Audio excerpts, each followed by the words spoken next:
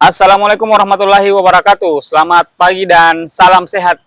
Ketemu lagi bersama saya dengan Ega Sulfar di channel YouTube saya yang membahas terkait dengan anxiety, GERD, dan psikosomatis. Bagaimana teman-teman yang masih berjuang menghadapi GERD, anxiety, dan psikosomatis? Saya doakan kepada teman-teman yang sampai dengan hari ini masih berjuang melawan lingkaran setan GERD, anxiety, dan psikosomatis. Semoga teman-teman cepat pulih, semoga teman-teman cepat sehat dan bisa beraktivitas kembali seperti sedia kala. Hari ini saya baru saja melakukan aktivitas berjalan, itu kurang lebih 15-30 menit.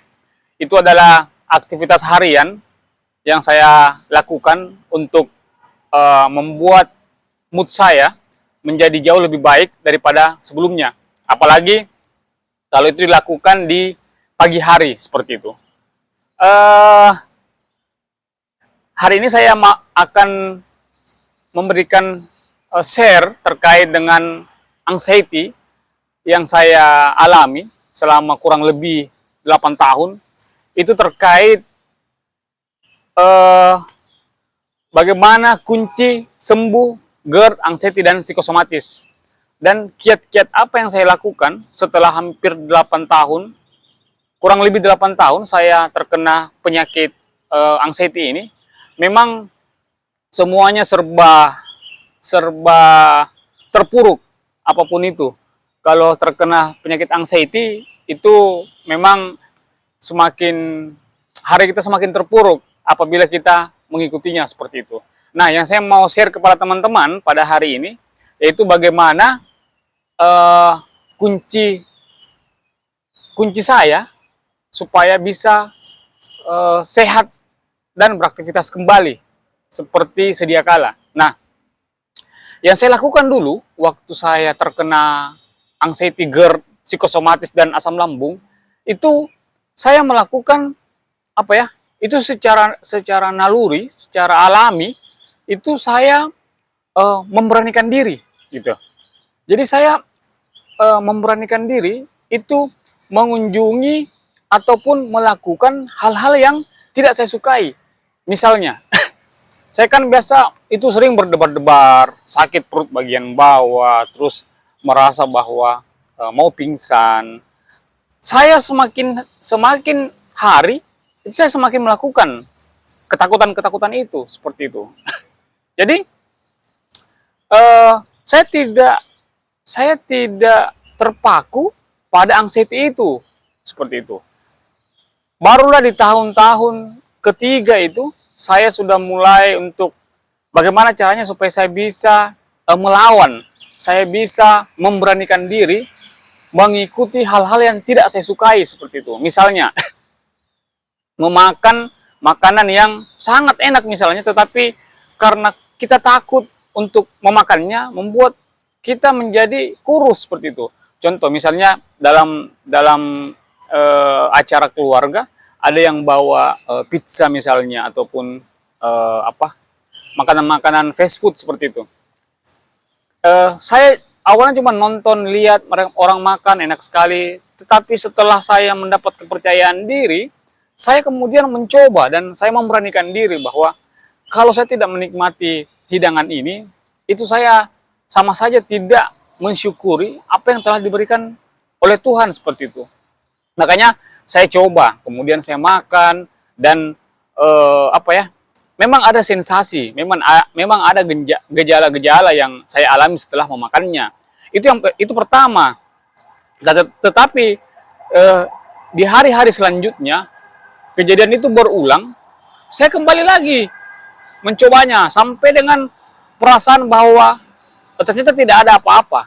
Ternyata dengan saya memakan pizza ini, ternyata tidak ada apa-apa. Nah, disitulah kemudian muncul kepercayaan diri saya untuk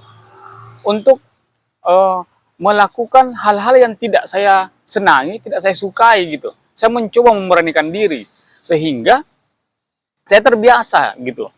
Dan sampai dengan hari ini ketika ada makanan-makanan enak, sudah saya makan saja langsung, tidak berpikir panjang seperti itu. Itu karena kalau teman-teman menahan rasa itu, maka kita akan semakin kurus, semakin kelihatan tidak fresh, dan membuat kita menjadi apa ya? Menjadi tidak bersemangat dalam menjalani hidup seperti itu. Nah, itu soal makanan. Selanjutnya yang saya lakukan itu misalnya bepergian ke acara pesta, misal pesta pernikahan gitu.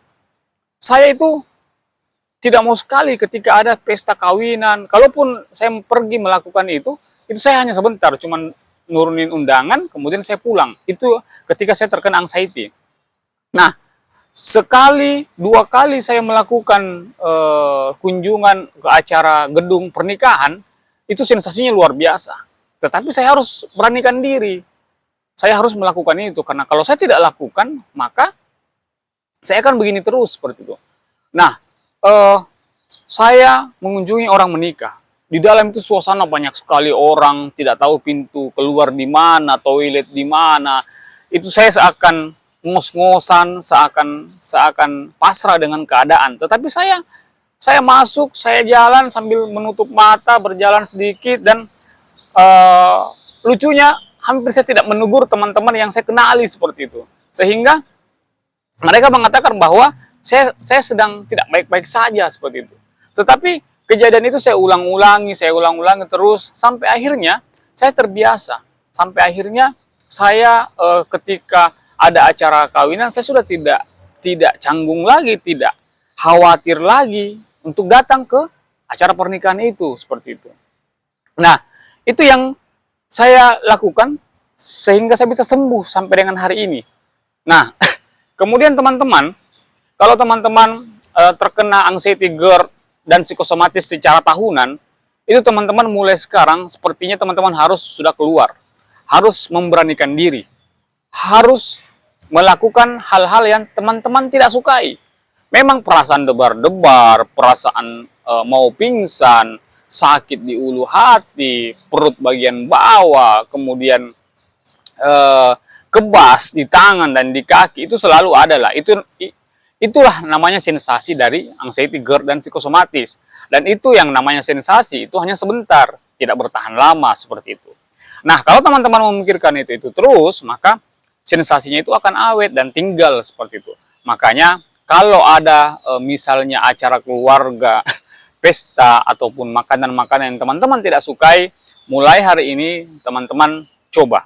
Mulai hari ini teman-teman coba biasakan pelan-pelan. Memang kalau pertama pasti ada perasaan tidak enak, pasti ada sensasi yang seakan membuat kita akan mundur untuk melakukan hal itu lagi seperti itu. Teman-teman harus memberanikan diri, itu saja. Teman-teman harus membiasakan diri, karena kalau teman-teman tidak membiasakan diri, itu teman-teman akan lama sembuhnya. Saya yakin dan percaya, teman-teman akan berada pada fase itu terus, di lingkaran GERD, anxiety, dan psikosomatis. Kalau tidak asam lambungnya naik, GERD-nya naik, kemudian disertai dengan anxiety, psikosomatis, dan bisa jadi ke panic attack, seperti itu. Nah, kalau terjadi panic attack, maka teman-teman harus lebih menerima lagi, karena teman-teman sudah terbiasa kan terkena panic attack, apalagi anxiety, seperti itu. Jadi, kalau itu sudah terbiasa, kemudian teman-teman menjadi jauh lebih semangat lagi dalam menjalani hidup, saya yakin dan percaya teman-teman akan sembuh seperti itu. Nah, kunci supaya sembuh dari GERD, anxiety, dan psikosomatis, yaitu tadi, teman-teman harus memberanikan diri, teman-teman harus membiasakan diri. Karena dengan teman-teman membiasakan diri dan memberanikan diri, persentasi anxiety yang teman-teman rasakan itu akan semakin menurun sampai dengan teman-teman membaik seperti itu. Nah, barangkali itu yang saya bisa sampaikan di kesempatan pagi yang cerah ini terkait dengan kunci saya sembuh dari anxiety GERD dan psikosomatis. Saya doakan supaya teman-teman diberikan kesehatan, umur yang panjang, rezeki berlimpah, dan kesembuhan sehingga bisa kembali beraktivitas normal seperti sedia kala. Billahi taufiq wal hidayah. Wassalamualaikum warahmatullahi wabarakatuh. Selamat pagi.